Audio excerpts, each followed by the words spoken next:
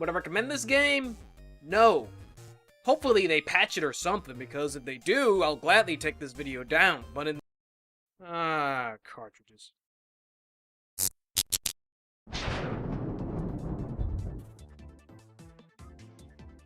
Azure Striker Gunvolt was originally released in 2014 on the Nintendo eShop. This is Indie Create's first self-published game, as these are the same developers who worked on the Mega Man Zero series and the Mega Man ZX series. And comparing it to those games, you can definitely see the similarities. Granted, these guys worked on a lot of games, so inspiration is inspiration, I guess. Now today we're going to be talking about its re-release on the PC, Azure Striker Gunvolt. Wait, no subtitle? What the spark? Even though it's the same price as the 3DS version, they are adding a number of things to it. Namely a speedrun mode, extra difficulties, the original Japanese audio that wasn't in the original release, extra languages, and commemorating the first year anniversary of Gunvolt, they're bundling the Mighty Striker Gunvolt game with it if you buy it this month. Otherwise, you'll have to buy it separately for about $5. Granted, that game will come out at the end of September. Now what's going on in Azure Striker Gunvolt? In the cyberpunk dystopian future, like many others, massive corporations have taken over the world. Well, namely one, the Sumeragi Group, I hope that's how you say it. They took over the world through means of power plants and through adepts, individuals with special powers. The main thing about the Sumeragis, though, is that they tend to kidnap and brainwash adepts into working for them. Because of this resulted in a resistance called Quill, who stand against them because of these less than humane actions.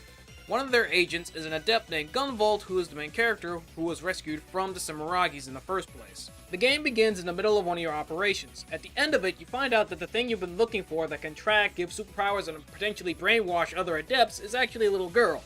Your boss tells you repeatedly to destroy her, Gunvolt says no, and he basically quits Quill and decides to take her in.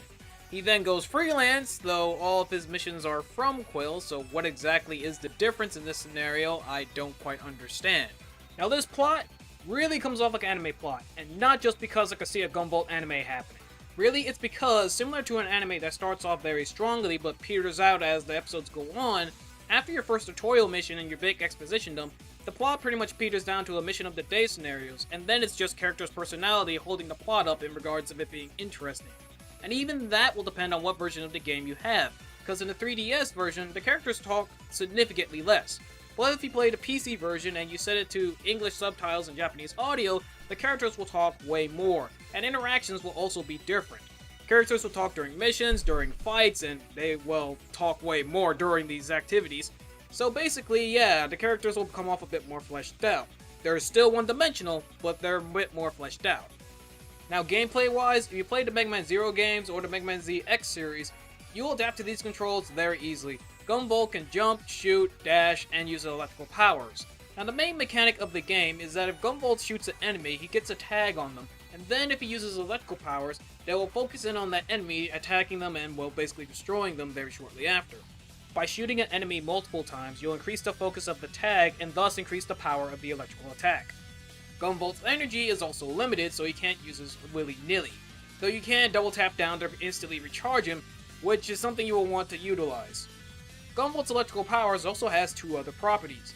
If he uses it while in the air, he will descend slowly. The other ability is if he gets hit when he has charge, he will lose charge instead of HP, unless he is actively using his powers.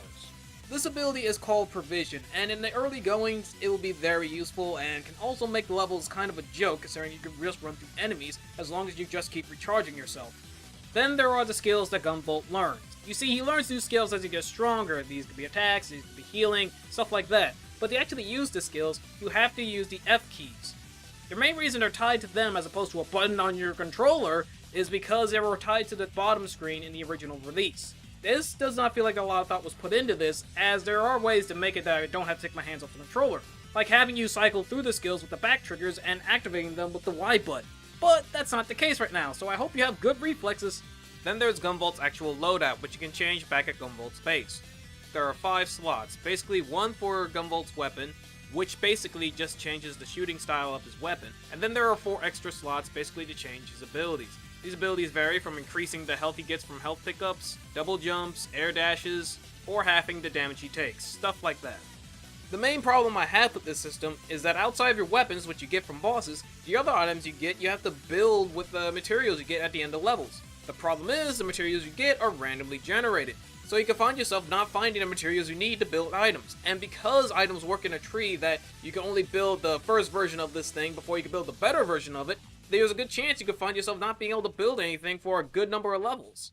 Oh, and then the last mechanic,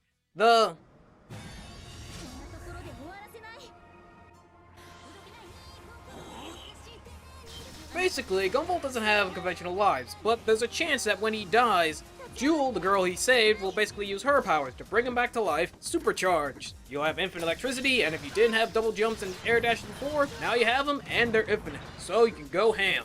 To an upbeat J-pop song with a less for the rest of that stage. Speaking of, stages themselves are surprisingly simple. While you may be on quote-unquote missions, your main goal is still to just get to the end and fight the boss. Now, while the stages themselves may have their own little gimmicks and gags going on, but the gimmicks and gags tend to be small and easy to adapt to, except for a few set pieces. Then the actual enemies you encounter during these missions are real pushovers a lot of time. Basically, it boils down to a lot of tagging and shocking, moving forward, tagging and shocking, moving forward, and you see my point. The problem is, the majority of enemies don't make an active effort in trying to harm Gunvolt, like chasing after him, and they don't make an active effort in trying to dodge Gunvolt's attacks, like jumping over them.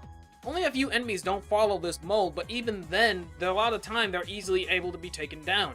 The only exception to this are the ninja guys you encounter sometimes, but the problem is they're just as easy to bypass as everyone else by walking away. And they're a pain to deal with, so you'll probably want to walk away. Now for the other half of these sort of games, the boss fights.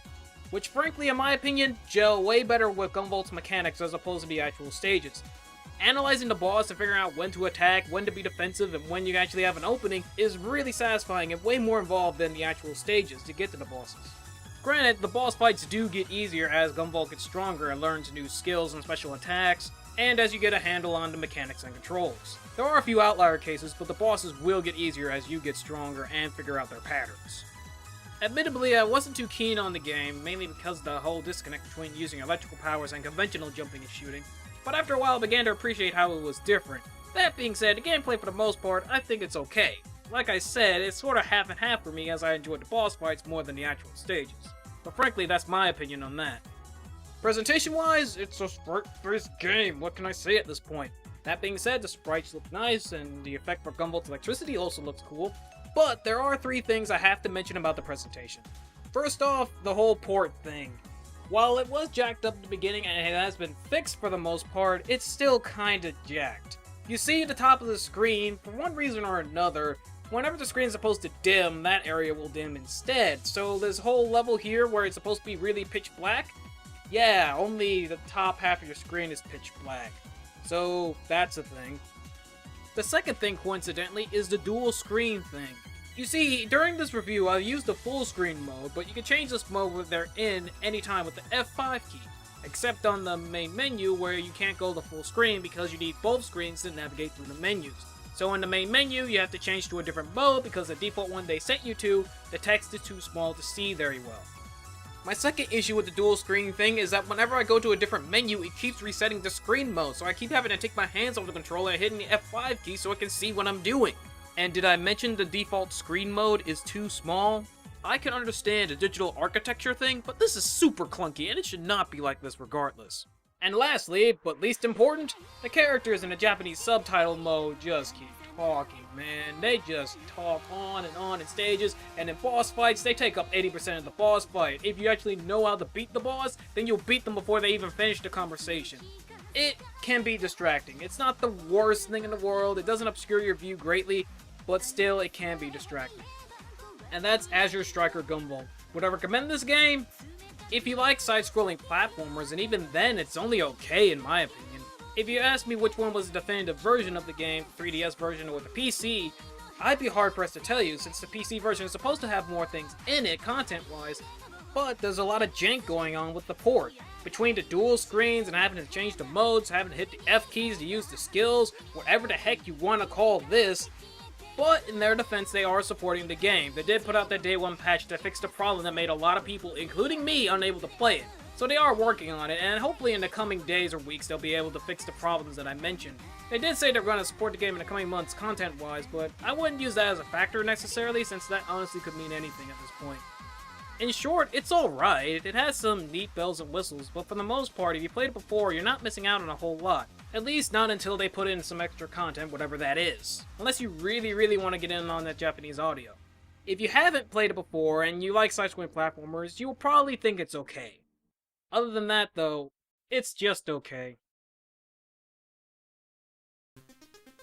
Hello again, thanks for watching. If you like this sort of content, drop a like, comment, or subscribe for more, and tell a friend if they also be interested in this sort of thing. In the meantime, if you like me dissecting a side-scrolling platformer, I'd recommend looking at my Mega Man Zero 1 review. If you like this, you'll probably like that one as well. Meanwhile, if you want more gore in your pixelated platformer, I recommend looking at Not a Hero. It's not very heroic, but it gets the job done.